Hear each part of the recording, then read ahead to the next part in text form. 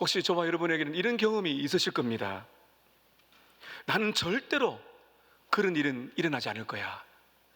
그리고 결심을 했는데, 자신만만했는데 어느 순간에 무너져 버린 경험이 있을 거예요. 우리가 신앙생활 할 때도 마찬가지입니다. 말씀을 듣고 은혜를 받았어요. 야, 내가 오늘 이번 주는 이 말씀대로 살아야지 결심을 했는데 며칠 지나지 않아서 여지없이 또 무너지고 주님의 마음을 아프게 하는 일들이 우리에게는 있습니다. 오늘 본문 속에 등장하는 베드로가 바로 그런 사람이었습니다. 베드로는 예수님의 수제자였고요, 가장 열정적인 제자였습니다. 그런데 그 베드로는 가장 중요한 순간에, 가장 결정적인 순간에 가장 큰 실패를 경험한 제자입니다. 유명한 소설 쿠오바디스라고 있는데 아마 많이 아실 겁니다. 영어도 나왔었는데요, 쿠오바디스라는 그 소설에 보면 네로 황제의 핍박을 받고 있던 그 성도들의 삶을 이제 소설화시킨 겁니다.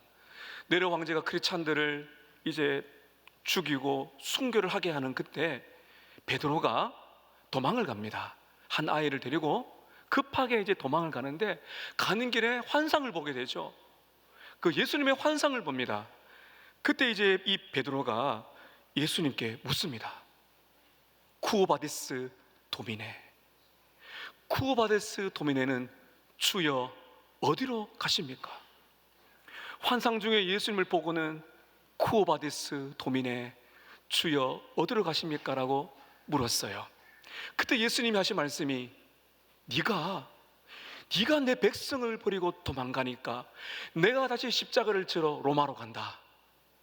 그 말을 듣고 충격을 받아서 이 베드로가 다시 로마로 들어가 십자가에 거꾸로 못 박혀 죽는다는 그 소설이 있습니다. 여러분, 오늘 이 본문 속에 베드로의 질문이 바로 그 쿠오바디스 도미네, 주여 어디로 가십니까? 라는 질문이 나옵니다. 이 질문은 우리가 이 땅에 살아가는 예수님의 제자로서 언제나 던져야 되는 거예요. 쿠오바디스 도미네, 주님 어디로 가십니까? 이 질문은 단순한 호기심이 아니라 제자도의 본질입니다. 오늘 저는 이 본문을 가지고 여러분께 이 제자도의 본질 함께 보려고 합니다. 베드로는 사랑 앞에 선 실패자였지만 하나님은 그를 승리자로 만들어 두십니다. 오늘 첫 번째는 제자의 질문입니다. 우리가 오늘 읽을지는 않았지만 요한복음 13장 33절에 보면 예수님께서 이렇게 말씀을 하셨습니다. 작은 자들아, 내가 아직 잠시 너희와 함께 있겠노라.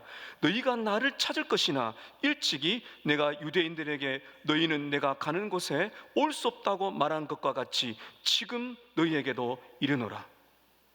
예수님 말씀하십니다. 제자들에게 지금 내가 가는 길을 너희가 따라올 수가 없다, 이 말씀을 하셨어요. 이때 베드로가 예수님께 이렇게 질문을 던집니다. 굉장히 당황한 가운데 오늘 36절에 보면 베드로가 이렇게 예수님께 질문합니다. 시몬 베드로가 이르되 주여 어디로 가시나이까? 한번 저를 따라 하실까요? 주여 어디로 가십니까? 사랑하는 제자들을 두고 우리 주님 어디로 가십니까? 이해할 수가 없는 거죠. 3년 동안 함께 먹고 자고 은혜를 받고 이제 뭔가 우리 주님이 하실 일들이 기대가 되는데 주님이 어디를 가신대요. 근데 그 길은 따라올 수가 없대요. 서운함도 있었을 것이고, 이상하다, 왜 우리를 버리고 가시나? 왜 우리는 함께 할 수 없지? 그런 두려움, 떨림, 그리고 혼란스러움, 주님에 대한 그리움, 이 모든 감정들이 섞여 있었을 것입니다. 사랑하는 성도 여러분, 우리들도 신앙생활 하다 보면 쿠오바디스 도미네, 주님 어디로 가십니까? 이런 질문을 던질 때가 있습니다. 이럴 때죠, 우리가 하나님의 계획을 이해하지 못할 때 주님 어디로 가십니까? 내 예상과 다르게 하나님이 우리의 길을 인도하실 때 주님 어디로 가십니까? 갑작스러운 변화가 우리 앞에 일어날 때 주님 도대체 어디로 가십니까? 우리는 도대체 어떻게 살아야 됩니까? 주님 어디로 가십니까? 우리는 인생 속에서 늘 이런 질문을 던집니다. 여러분, 베드로의 질문은 우리의 질문입니다. 근데 이 질문은 잘못된 것이 아니에요. 이 질문은 주님을 향한 진실한 관계가 있는 주님의 제자로서의 진실한 고백입니다. 여러분, 이 땅에 살아가시다가 앞길을 알지 못하고 다른 길이 열려지고 갑작스러운 변화가 올 때 여러분 그렇게 예수님께 기도하세요. 주여 어디로 가십니까? 제가 어디로 따라가야 됩니까? 쿠오바디스 도미네. 오늘 두 번째는 예수님의 길입니다. 예수님은 어떤 길을 가시는가? 도대체 지금 제자들이 따라갈 수 없는 그 길이 무엇인가? 예수님은 베드로에게 대답을 하십니다. 다시 한번 36절을 보시겠습니다. 시몬 베드로가 이르되 주여 어디로 가시나이까? 예수께서 대답하시되 내가 가는 곳에 내가 지금은 따라올 수 없으나 후에는 따라오리라. 지금은 따라갈 수 없는 곳이 있는데 어떤 시점에 후에는 따라갈 수 있다고 하시는 말씀을 합니다. 여러분, 그럼 예수님이 지금 가시는 그곳이 어딜까? 두 가지로 볼 수가 있습니다. 하나는 십자가의 길입니다. 예수님은 지금 십자가를 지러 오셨어요. 십자가를 지러 가십니다. 그 십자가는 죽음입니다. 그 죽음은 단순한 죽음이 아니라 저 여러분의 죄를, 죄인들의 죄를 대신하여 죽으시는 대속의 죽음입니다. 우리가 받아야 될 영원한 하나님의 죄에 대한 저주와 심판을 대신 한 몸 짊어지기 위해서 예수님은 가시는 그 십자가의 길입니다. 저와 여러분을 대신하여 죽으시는 죽음의 길입니다. 가족들이 수술실 앞에 서 있어요. 근데 여러분, 고통받는 그 가족을 내가 대신해서 수술을 도와줄 수가 없어요. 밖에 서 있어야 됩니다. 대신 수술을 할 수 있는 의사가 고칠 수가 있는 겁니다. 여러분, 바로 우리 예수님께서 십자가를 지셨습니다. 그 십자가, 죄인을 위한 십자가는 오직 예수님만 지는 겁니다. 바로 그 십자가의 길, 그 길을 우리 주님은 가고 계신 거죠. 또 하나, 두 번째 길은요, 영광의 길입니다.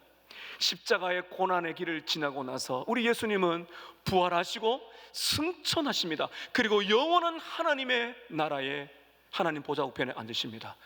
그게 영광의 자리입니다. 바로 천국이죠. 이 길을 예수님이 지금 가고 계세요. 근데 지금 주님 뭐라 그러십니까? 지금은 너희가 내 길을 따라 오지 못한다. 그러나 후에는 따라온다. 여러분, 이 말씀이 어떤 의미인가? 왜 지금은 못 따라갈까요? 정말 제자들이 예수님 길을 따라가야 되는데요, 따라올 수 없다는 이유, 그것은 여러 가지 이유가 있는데 첫 번째는 십자가의 의미를 모르고 있습니다. 예수님은 사복음서를 마태, 마가, 누가, 요한복음을 통해 보면 예수님은 돌아가실 때가 이전에 제자들에게 고난을, 십자가를 여러 번 말씀해 주셨습니다. 그러나 제자들은 그게 무슨 말인지를 알지 못합니다. 십자가를 모릅니다, 아직까지는. 그리고 그들은 죽음에 대하여 두려움이 있습니다. 그리고 또 하나는 아직 영적으로 미성숙한 단계이기 때문에 예수님이 가는 그 길을 따라갈 수가 없다고 하신 것입니다. 실제로 지금 예수님과 대화하는 이 시간에 몇 시간이 지난 다음에 베드로가 예수님을 부인합니다. 열정만으로 따라가는 길이 아니라는 것입니다. 그러나 오늘 주님이 분명히 말씀하시죠. 지금은 네가 따라올 수 없지만 후에는 따라올 수 있다. 그 후가 뭡니까, 여러분? 그것은 십자가와 부활을, 그리고 십자가 부활 승천을 지나서 오순절날 성령이 능력이 임할 때 베드로는, 제자들은 예수님이 가시는 그 십자가의 길을 갈 수가 있고, 그리고 하나님의 때가 되었을 때 영원한 하나님의 나라에 이룰 수 있다. 바로 그 말씀을 하신 겁니다. 베드로가 오순절날 성령의 능력을 받고 복음을 담대히 증거하다가 예수님처럼 순교했습니다. 따라간 것이죠. 여러분, 오늘 이 말씀 기억하세요. 지금은 따라갈 수 없으나 후에는 따라오리라. 여러분, 이것이 은혜의 소망입니다. 이 말씀이 우리에게도 필요합니다. 여러분, 우리가 살아가면서 지금은 지금은 이해할 수 없는 일이 많아요. 지금은 내 마음이 무너지고 주님을 도저히 따라갈 수 없는 약함이 지금 우리에게 있어요. 그러나 후에는, 이 후가 뭐죠? 하나님의 은혜가 임하고 성령의 능력이 충만할 때, 여러분, 우리는 십자가의 길, 예수님의 제자의 길을 갈 수 있는 줄로 믿습니다. 그리고 궁극적으로 우리 주님이 기다리고 계시는 영원한 하나님의 나라에 갈 수 있도록 하나님께서 우리를 끝까지 인도해 주실 줄로 믿습니다.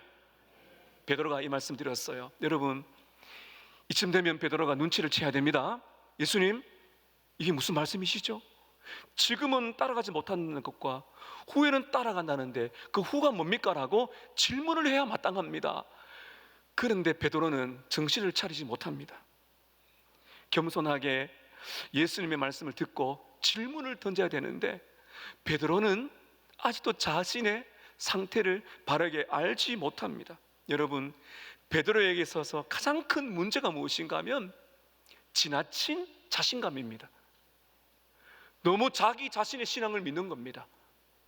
이 열정, 다시 말하면 열정이 귀하지만 내가 약하다, 내가 부족하다는 것을 제대로 인식하지 못하는 영적인 교만이 있었어요.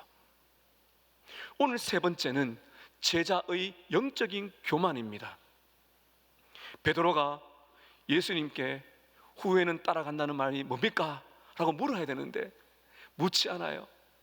그때 예수님께서는 이 베드로에게 말씀하셨고 베드로가 이렇게 대답합니다. 여러분 37절 보십시오. 지금은 따라오지 못하고 후에는 따라온다는 말씀 듣고 나서 37절에 베드로가 말하는데 이 안에 영적인 교만이 있습니다. 여러분 함께 읽겠습니다. 시작. 베드로가 이르되 주여, 내가 지금은 어찌하여 따라갈 수가 없나이까? 주를 위하여 내 목숨을 버리겠나이다. 베드로가 말합니다. 주님, 왜 제가 지금 못 따라가죠? 저는 지금 준비가 되어 있거든요. 제 목숨까지 던질 준비가 되어 있습니다. 여러분, 베드로의 마음은 진심입니다. 베드로는 누구보다도 예수님을 사랑했어요. 그 정말 주님을 위해서 목숨을 던질 만큼 주님을 사랑했어요. 근데 진짜 문제는 영적인 교만입니다. 자신의 능력을 과신하는 겁니다. 다르게 말하면 열정에 취해 있었어요. 여러분, 성경은요, 교만한 자, 자기 자신을 너무 신뢰하는 자들에 대하여 이렇게 경고합니다. 고린도전서 10장 12절에 보면 여러분, 바울이 이렇게 경고합니다. 함께 읽겠습니다. 시작. 그런즉 손줄로 생각하는 자는 넘어질까 조심하라. 우리는 이 땅에 살아가면서 여러분, 내가 섰다라고 생각할 때가 많아요. 은혜를 받았어요. 야, 이제 되겠다. 이제 어떤 유혹도 이길 수 있겠다. 그러나 여러분, 그때가 제일 위험한 때예요. 손줄로 생각하는 자는 넘어질까 조심하라. 직분을 받고 은혜를 받고 여러분, 그때 우리는 조심해야 됩니다. 넘어질까 조심해야 됩니다. 영국의 기독교 역사상 최고의 설교자라고 일컫는 슬펄전 목사님, 이런 일화가 있습니다. 어떤 사람이 와서 슬펄전 목사님을 비난했답니다. 근데 이 비난을 쭉 듣던 슬펄전 목사님이 이렇게 대답을 했대요. 아, 그렇군요. 근데 말입니다, 당신이 생각하는 것보다도 저는 더 나쁜 죄인입니다. 당신이 모르는 죄 더 많습니다. 당신은 저의 지금 죄 50%밖에 모릅니다. 슬퍼진 목사님은 자기의 약함을 알았어요. 자기 약함을 아는 사람이 끝까지 쓰임받고 살아갈 수가 있는 것입니다. 사랑하는 여러분, 저와 여러분의 악한 본성을 여러분 가볍게 여기지 마십시오. 교만하는 순간에 우리는 넘어집니다. J.C. 라일이라는 목사님도 이렇게 말합니다. 오늘 이 본문을 보면서 베드로의 모습을 이렇게 분석합니다. 우리는 베드로처럼 그리스도를 위하여 놀라운 일을 행할 수 있다고 생각합니다. 그러나 곧 아무 능력 없음을 깨닫게 됩니다. 여러분, 베드로는 자신 안에 있는 두려움과 약함을 제대로 못 봤습니다. 시험이 닥쳐오게 되면 베드로가 얼마나 약한 존재인가를 드러날 텐데 그것을 모르고 그냥 자신만만하게 열정으로 자기 자신의 신앙을 믿었던 것입니다. 과소평가한 것이죠, 자기의 악한 본성을. 이런 베드로가 뭐라 그랬어요? 오늘 요한복음에 나오지 않지만 다른 복음서에는 뭐라 그랬죠? 예수님, 다른 제자들은 몰라도 저는 다릅니다.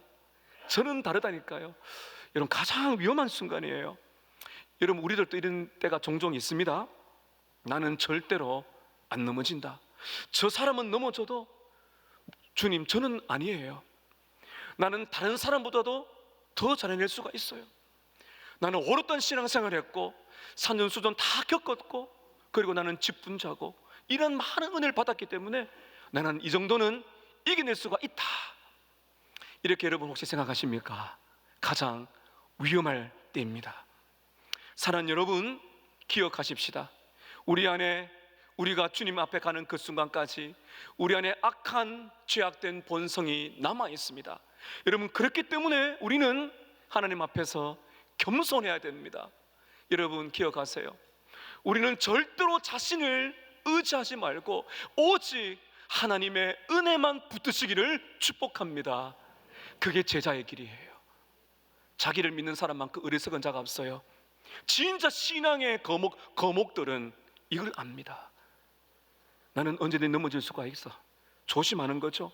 그래서 은혜를 붙드는 사람입니다. 여러분, 저는요, 오늘 이 장면 보면서 참 우리 예수님의 그 인내의 은혜를 봅니다. 저 같으면은 이제 베드로의 대화를 끊었을 것 같은데 예수님께서 다 들어주세요. 그리고 또 대답하세요. 여러분, 예수님은 베드로가 얼마나 약한지 다 알고 계십니다. 그런데 베드로와 대화하면서 그에게 무언가 메시지를 주시는 겁니다. 여러분께서 신앙생활 하시면서 많이 질문하세요. 기도하시면서, 하나님, 제가 이런 부분 그렇습니다. 너무나 어렵고요. 그걸 어떻게 해야 되겠습니까? 때로는 여러분, 정말 내 마음 깊이 있는 어느 누구에게도 말할 수 없는 그런 의문들과 고통들은 기도로 하나님 앞에 고백하시기를 바랍니다. 예수님께서 인내하세요. 여러분, 오늘 마지막 네 번째, 우리 예수님이 들으시면서 마지막 네 번째, 예수님의 진단입니다. 예수님이 베드로의 부족함을 진단해 주십니다. 이렇게 대화를 계속 이끌어 가시는 것이죠. 자, 여러분, 자기 목숨까지 바치겠다고 말하고 있는 철없는 베드로를 바라보시면서 우리 주님 38절에 이렇게 인내하시면서 대답하십니다. 38절입니다. 예수께서 대답하시되 내가 나를 위하여 내 목숨을 버리겠느냐? 내가 진실로 진실로 내게 이르노니 닭 울기 전에 내가 3번 나를 부인하리라. 네가 나를 위하여서 너 생명까지 바치겠다고? 베드로야, 오늘 닭 울기 전에 네가 나를 모른다고 3번이나 부인할 거다. 여러분, 얼마나 가슴 아픈 이야기예요? 얼마나 가슴 아픈 말입니까? 네가 나를 모른다고 3번 부인할 거다. 여러분, 이 말씀 어떻게 들리십니까? 베드로를 정죄하는 것일까요? 베드로가 실패하니까 너 정신 차리고 그 예수님께서 그 베드로의 약함을 찌르는 것일까요? 여러분, 그렇지 않습니다. 이것은 미리 준비시키는 하나님의 은혜의 말씀이었습니다. 제가 좀 설명을 드리겠습니다. 누가복음 22장에 보면 예수님께서 베드로의 그 3번 부인하는 사건과 실제적으로 베드로가 예수님을 부인하는 과정이 가장 드라마틱하게 그려져 있습니다. 예수님께서 잡히셔가지고 대제사장의 집에 끌려가십니다. 신문을 받으시는 거죠. 그때 베드로가 멀찍이 예수님을 따라갑니다. 여기에 누가복음 22장에 나와요. 그 주님을 사랑하지만 두려운 거죠. 멀찍이 따라갑니다. 그리고는 예수님을 볼 수 있는 거리쯤 되었을 때 그 뜰에서 불을 손을 이렇게 쬐고 있었어요. 상황이 어떤지 보려고요. 그때 여종의 하나가 묻습니다. 당신 예수와 함께 있었지 않느냐고. 그때 베드로가 이렇게 말하죠. 첫 번째 부인입니다. 나는 그 사람 모릅니다. 시간이 좀 지났어요. 어떤 한 사람이 이야기합니다. 당신 예수의 제자 중 한 사람인데 그때 베드로가 두 번째 부인하죠. 나는 무슨 말, 나는 아니에요. 나는 그런 사람 아니에요. 세 번째로 또 누가 묻습니다. 당신은 갈릴리 사람이라서 반드시 예수의 제자가 맞아요. 그때 베드로가 뭐라 그럽니까? 당신이 무슨 말을 하는지 저는 모르겠습니다. 세 번 부인하는 그때 달기 울었어요. 달기 울었고, 근데 달기 울은 것으로 끝나지 않고 놀라운 은혜가 임합니다. 여러분, 누가복음 22장 61절에 보면 달기 울었을 때 이렇게 사건이 전개됩니다. 여러분 한번 같이 읽을까요? 시작. 주께서 돌이켜 베드로를 보시니 베드로가 주의 말씀 곧 오늘 닭 울기 전에 내가 3번 나를 부인하리라 하심이 생각이 났더라. 베드로가 예수를 모른다고 3번이나 부인했는데 달기 울었어요. 그때 누가 베드로를 보셨어요? 주님이 베드로를 보셨습니다. 그러면 주님과 베드로가 볼 수 있는 거리라고 우리가 생각할 수는 있겠죠. 베드로가 주님을 본 게 아니에요. 주님이 베드로를 보셨어요. 자, 여러분 보세요. 베드로는 예수를 모른다고 부인했어요. 3번이나. 근데 주님이 베드로를 보셨어요. 그 예수님의 눈빛은 어떤 눈빛이었을까요? 거봐, 내 너 실패한다 그랬지. 너 안 돼. 정죄하는 눈빛이었을까요? 예수님의 눈빛은 네가 넘어질 것 알고 있었어. 사랑하는 베드로야, 나는 네가 나를 부인해도 나는 여전히 너를 사랑한다. 여전히 너를 불쌍히 여기고 있다. 여러분, 제가 실감나게 말씀드려보겠습니다. 우리가 아무도 없는 상황 속에서 사람들이 내가 어떤 것을 잘 하는지 몰라요. 내가 큰 죄를 지었어요. 그때 예수님이 나를 딱 보신다면 여러분 어떤 눈빛으로 우리를 보실까요? 우리를 정죄하고 우리를 버리는 눈빛이 아니라 사랑하는 여러분, 저와 여러분을 사랑하는 긍휼의 눈인 줄로 믿습니다. 그 눈빛이 베드로를 바라보셨습니다. 내가 너를 사랑하고 내가 너 약함 알고 있어. 여러분, 예수님이 베드로를 보셨을 때 이제 베드로에게 놀라운 변화가 일어납니다. 다시 한번 말씀 보십시오. 누가복음 22장 61절 다시 한번 보십시오. 주께서 돌이켜 베드로를 보시니 베드로가 주님의 말씀이 어떤 말씀입니까? 오늘 닭 울기 전에 네가 3번 나를 부인하리라 하시는 말씀이 생각이 났습니다. 예수님의 그 예언이 생각이 난 거죠. 그 생각나다는 것은 그로 하여금 정죄하게 되고 떠나버리게 만드는 것이 아니라 여러분, 이제 베드로가 이렇게 반응합니다. 이어지는 말씀 보십시오. 함께 읽겠습니다. 시작. 밖에 나가서 심히 통곡하니라. 이 그림을 잘 보세요. 우리는 수없이 예수님을 부인합니다. 수없이 넘어집니다. 그때마다 주님이 우리를 보십니다. 그 눈빛은 사랑하는 눈빛이고 우리 약함을 다 아시는 눈빛이에요. 그 말씀이 생각이 나서 밖에 나가서 심히 통곡을 하는 겁니다. 베드로의 평생에 그렇게 울어본 적이 없는 큰 소리로 엉엉 울면서 그가 통곡을 했습니다. 여러분, 이것은 단순한 후회가 아니라 복음적인 회개입니다. 지난주에 보았던 후회했던 유다와 완전히 대조적이죠. 유다는 스승을 은 30에 팔았다는 것 때문에 자책감을, 죄책감을 가지고 내가 왜 그랬을까 후회하면서 그는 멸망의 길로, 죽음의 길로 가버렸습니다. 그러나 베드로는 후회가 아닌 회개입니다. 자신의 죄를 깨달았을 때 하나님 앞에 얼마나 그 죄가 큰 것인가, 그리고 주님이 알고 계셨구나, 주님이 알고 계셨구나, 죄에 대한 부끄러움, 그걸 이미 다 알고 계신 주님의 사랑이 함께 몰려오면서 하나님께로 돌아가 통곡하면서 회개하였던 것입니다. 여러분, 예수님께서 이미 베드로가 넘어질 것 알고 계셨어요. 더 위대한 게 뭔지 아세요? 베드로를 위해서 예수님이 이미 기도하고 계셨어요. 누가복음 22장 32절에 여러분, 이렇게 말씀이 나와 있습니다.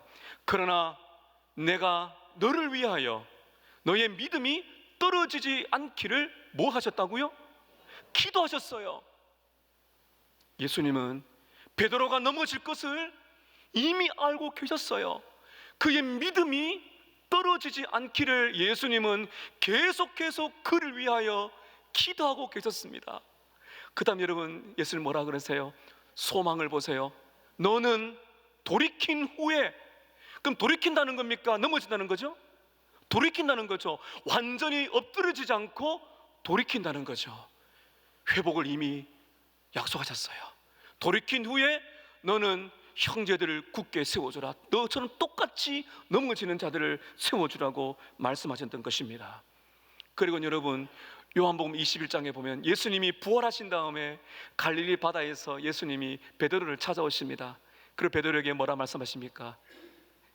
요한의 아들 시몬아, 네가 나를 사랑하느냐? 예수님은 베드로에게 왜 나를 부인했느냐라고 추궁하지 않으셨습니다. 다 알고 계셨어요. 그 단 하나, 사랑의 회복을 위하여 네가 나를 사랑하느냐? 3번을 물으셨어요. 그때 베드로는 말씀합니다. 주님, 아시지 않습니까? 사랑합니다. 사랑합니다. 아, 주님 사랑한다니까요. 그렇게 말하면서 베드로의 마음속에 있는 그 불꽃이 회복되는 것입니다. 실패자가 목자가 되고 실패자가 초대교회의 기둥이 되었던 것입니다. 사랑하는 여러분, 오늘 말씀은 실패로 실패자를 승리자로 만드시는 은혜의 주님인 줄로 믿습니다. 사랑하는 성도 여러분, 저와 여러분도 무너질 때가 얼마나 많습니까? 말씀대로 살겠다고 그렇게 다짐하지만 어김없이 어느새 무너져서 주님의 마음을 아프게 할 때가 여러분 얼마나 많습니까? 그렇게 믿음이 좋은 줄 알았는데 고난과 아픔과 질병과 여러 가지 많은 사건이 오면 여지없이 무너져서 하나님 앞에 원망하고 불평하는 우리의 모습이 얼마나 많습니까? 그때마다 여러분, 오늘 복음을 들으십시오. 예수님이 뭐라 말씀하십니까? 지금은 네가 나를 따라올 수 없지만 후에는 네가 나를 따라올 것이다. 실패자에게 예수님은 미래의 약속을 주고 계신 것입니다. 사랑하는 성도 여러분, 우리의 소망은 어디에 있나요? 우리의 희망은 어디에 있습니까? 희망은 우리의 결심, 우리의 결단, 우리의 의지, 우리의 경험, 우리의 직분, 우리의 소망은 그것에 달린 것이 아닙니다. 우리의 소망은 우리가 실패한 것을 알고 계시고 실패했을 때 끝까지 버리지 아니하시고 붙들어 주시는 예수님의 은혜만이 유일한 소망인 줄로 믿습니다. 실패는 끝이 아니에요. 실패는 끝이 아니라 은혜의 시작입니다. 사랑하는 성도 여러분, 우리는 베드로처럼 실패한 자입니다. 사랑 안에선 실패자입니다. 동시에 우리는 은혜 안에 서 있는 승리자입니다. 실패할 때마다 우리를 긍휼히 여기시고 우리의 아픔도 아시고 우리의 눈물도 아시고 우리가 얼마나 자빠지고 넘어지는지 은혜를 받고 돌아가면 또 넘어질 것 주님은 다 아세요. 그 사랑의 눈으로 바라보실 때 오늘 이 말씀을 기억하세요. 후에는 따라오리라. 성령의 능력, 은혜가 임한다면 우리는 주님을 따라갈 수가 있습니다. 십자가의 사랑이 우리의 실패를 승리로 만들어내는 줄로 믿습니다.